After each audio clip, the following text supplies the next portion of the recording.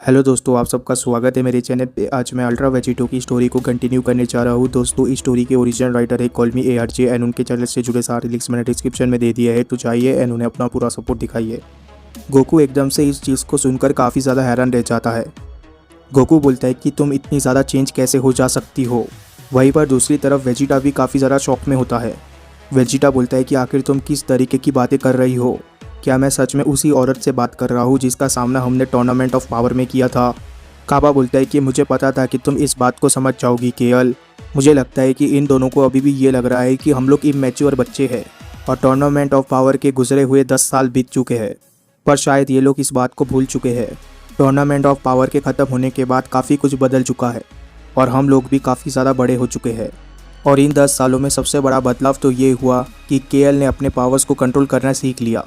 KL अभी अपने emotions को भी काफ़ी अच्छे से कंट्रोल कर पाती है और कॉलीफिला भी इस चीज़ को जानती थी। हम लोग अब इतने ज़्यादा मैच्योर हो चुके हैं कि हम लोग डेथ को समझ चुके हैं।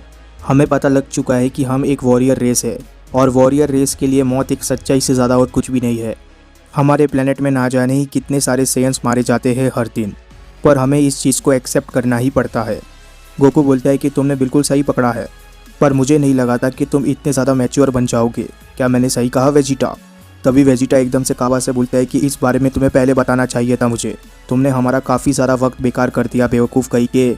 तभी काबा बोलता है कि मुझे माफ़ करना मास्टर, मैं अगली बार से इस चीज़ के ऊपर ध्यान रखूँगा। तभी वेजिटा बोलता है कि इन सब चीज़ों को अभी जाने दो, हमारे पास अभी और भी बहुत सारी चीज़ें हैं जिनके ऊपर हमें ध्यान देना होगा। और तुम लोगों ने ये भी देख लिया है कि ये डीमंस कितने ज़्यादा पावरफुल है, जिसका मतलब तुम लोगों को ये समझ जाना चाहिए कि बाकी के यूनिवर्सेस को हमारी हेल्प की ज़रूरत है। इसीलिए मुझे उस शख्स को बुलाने दो जो तुम्हारी मदद कर सकता है। जैसे ही वेजिटा इतना बोलता है वैसे ही दरवाजे से कोई अंदर आता है, जिसके वजह से गोकू, किंग सैडाला एंड काबा पीछे की तरफ देख रहे होते हैं। और तभी इसके नेक्स्ट पेजेस में रिवील हो जाता है कि आखिर दरवाजे से अंदर कौन आ रहा था। वो और कोई नहीं होता बल्कि वो होता है दूसरे टाइम से आया हुआ ट्रंक्स।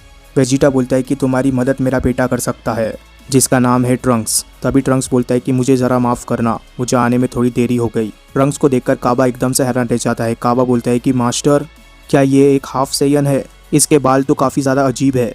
तभी ट्रंक्स बोलता है कि मुझे नहीं पता कि फादर ने कितना एक्सप्लेन किया है तुम लोगों को, पर एक बात तो पक्की है कि तुम्हारा यूनिवर्स खतरे में है बाकी के यूनिवर्स के साथ। शायद मेरे फादर और गोकू के आने की वजह से तुम्हारा प्लेनेट सेफ है, पर हम बाकी के प्लेनेटों के ऊपर कब्जा करने नहीं दे सकते लूसिफ के डीमंस को, जिसके वजह से हमें सेयंस की ज़रूरत है और साथ ही में तुम्हारे स्पेस स्पॉट्स की भी। और मुझे पता है कि इस यूनिवर्स के सबसे स्ट्रॉन्गेस्ट आर्मी तुम लोग ही हो, इसीलिए अब सब कुछ तुम लोगों के ऊपर ही है।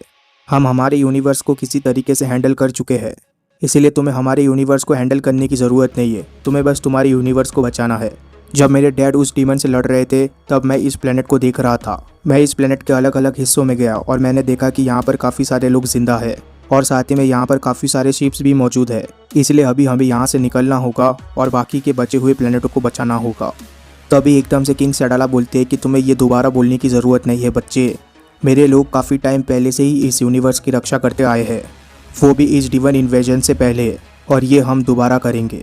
पर तुमने बिल्कुल सही कहा, हमने शायद काफ़ी ज़्यादा कैपिटल्स को खो दिया है, पर अभी भी स्टेशन मौजूद है जहाँ पर लोग काम करते हैं और इसके लिए मुझे काबा, केएल और कॉलीफिला का शुक्रिया अदा करना चाहिए।